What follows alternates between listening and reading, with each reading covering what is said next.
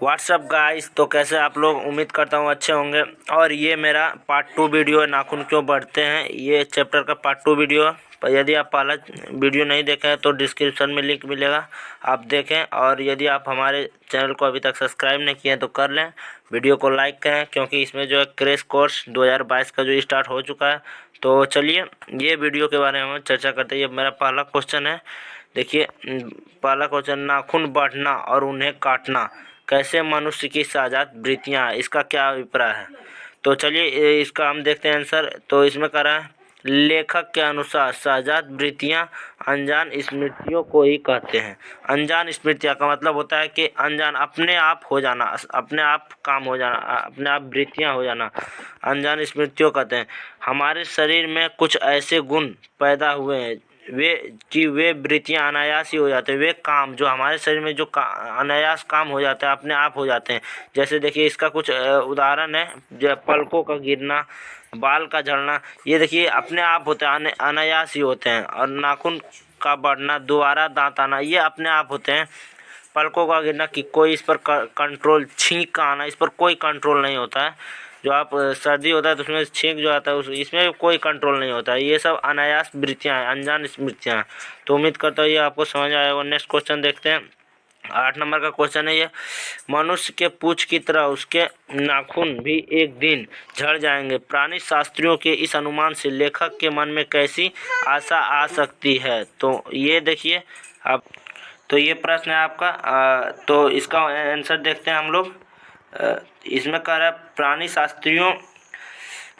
शास्त्री जो अनुमान करते हैं, जो खोज करता है, अनुमान करते हैं कि भविष्य में क्या होगा। वो प्राणी शास्त्रियों का यह मानना है कि एक ना एक दिन मनुष्य के नाखून झड़ जाएंगे, जिस प्रकार मनुष्य का पूंछ भी खत्म हो गया। क्या आपको पता है, पहले जो है मनुष्यों में पूंछ हुआ करता था। पहले जो है मनुष्यों में पूंछ हुआ करता था। वो जो है आते समय बदलाव के अनुसार उसका कोई यूज नहीं होने के कारण जो है वो खत्म हो गया। उसी तरह ये प्राणी शास्त्री अनुमान लगाते हैं कि उसी तरह जिस प्रकार पूंछ खत्म हो गया, प्राणी शास्त्रियों के अनुमान से लेखक के मन में एक आशा की किरण जगती है।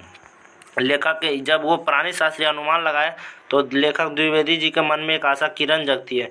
द्विवेदी जी का यह मानना है कि एक ना एक दिन हमारा समाज सभ्य समाज बनेगा, मनुष्य को हथियार की आवश्यकता नहीं होगी। ये सोचते हैं, प्राणी शास्त्रियों की सोचते हैं कि यहाँ देखिए, यहाँ आपको नाखून के रूप में जो अस्त्र का विवेचना किया गया है। इसी प्रकार प्राणी शास्त्रीय अनुमान लगाते हैं कि हमारे जो है नाखून खत्म हो जाएंगे।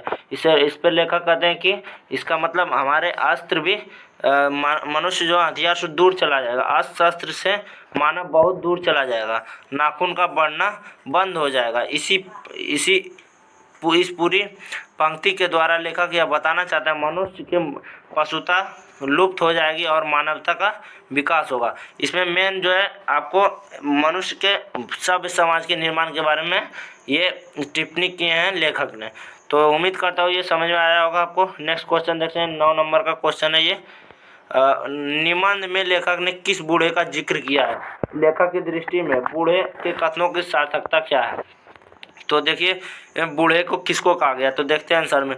नाखून क्यों बढ़ते निबंध में लेखक हजारी प्रसाद द्विवेदी ने एक बूढ़े का जिक्र किया है। ऐसा लिखने पर आपको नंबर बहुत अच्छा मिलेगा और ज़्यादा इससे जो है चेक करने वाला जो है आपको अच्छे नंबर देंगे। वह तो ये देखते हैं, वह बूढ़ा और कोई नहीं महात्मा गांधी है। महात्मा गांधी है, लेखक बूढ़े के जिक्र है, वो महात्मा गांधी पर टिप्पणी किया।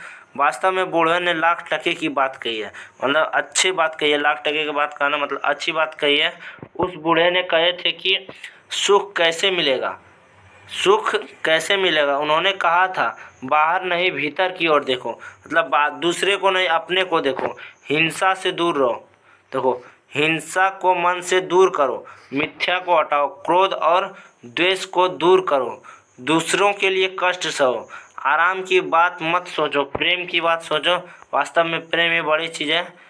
गांधी जी का यह कथन मनुष्य की वास्तविक चरितार्थकता को व्यक्त करता है। वास्तविक देखिए, ये जो मनुष्य, अगर एक अच्छे मनुष्य है, अच्छा मनुष्य जिसका चरित्र बहुत अच्छा है, तो उसके लिए ये सब वास्तविक चरितार्थकता को ये व्यक्त करता है, उस बूढ़े ने जिक्र किया है, यानी महात्मा गांधी ने जिक्र किया। तो उम्मीद करता हूँ ये समझ में आया होगा। तो चलिए नेक्स्ट क्वेश्चन, बहुत ही इंपॉर्टेंट क्वेश्चन है। आप लोगों ने ये स्वाधीनता शब्द का सार्थकता व्यक्त करें, बहुत इंपॉर्टेंट है। आखिर स्वाधीनता का अर्थ क्या होता है ये समझेंगे हम। तो स्वाधीनता शब्द की सार्थकता पर लेखक ने यह प्रश्न उठाया है, स्वाधीनता शब्द की सार्थकता पर क्या ये स्वाधीनता शब्द सही सार्थकता है, इसका अर्थ सही है, इस पर प्रश्न है। जब हम गुलाम थे तो आज़ादी के लिए हम लड़ाइयाँ लड़ी, हमने लड़ाइयाँ लड़ी, आज़ादी मिली, और उसके बाद आज़ादी मिली तो हम स्वाधीनता कहते हैं, उसको हम जो है स्वाधीनता कहते हैं। जब आज़ादी मिली तो उसको हम स्वाधीनता कहते हैं। लेकिन यह शब्द भी उपयुक्त नहीं है, क्योंकि स्वाधीनता, देखिए स्वाधीनता एक, आगे देखते हैं इसका, लेखक ने स्वाधीनता शब्द की जगह अधीनता शब्द को ज़्यादा उपयुक्त माना है। अधीनता, स्वाधीनता का अर्थ ये होता है स्वामित्व, अपना, अधीनता शासन, अपने द्वारा शासन करवाना, और अधीनता मतलब किसी का शासन, किसी का अपने मन पर रहना। स्वाधीनता शब्द का अर्थ अपने लोगों के अधीन रहना, अपने लोगों के अधीन रहना, लेकिन अधीनता का अर्थ होता है किसी के अधीन नहीं रहना। इसलिए स्वाधीनता शब्द को उन्होंने ठीक नहीं माना। स्वाधीनता जो है ठीक नहीं, क्योंकि वह स्वामित्व, अपने लोग के अधीन रहना, ये तो वही हुआ ना।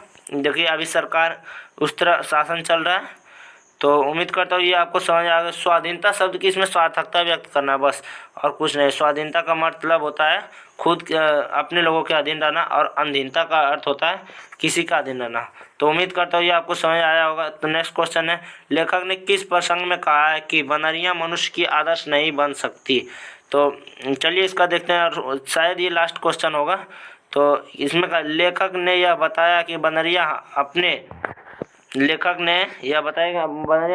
मरे हुए बच्चे को इधर उधर लेकर घूमती रहती है। मरे हुए बच्चे को बनरिया है वो, अगर वो जो है उसके बच्चे मर जाते हैं, वो उसको अपने गोद में लेकर घूमती है। उसे इतना भी बुद्धि नहीं है कि जिस बच्चे को लेकर इधर उधर जा रही है वह मरी हुई है।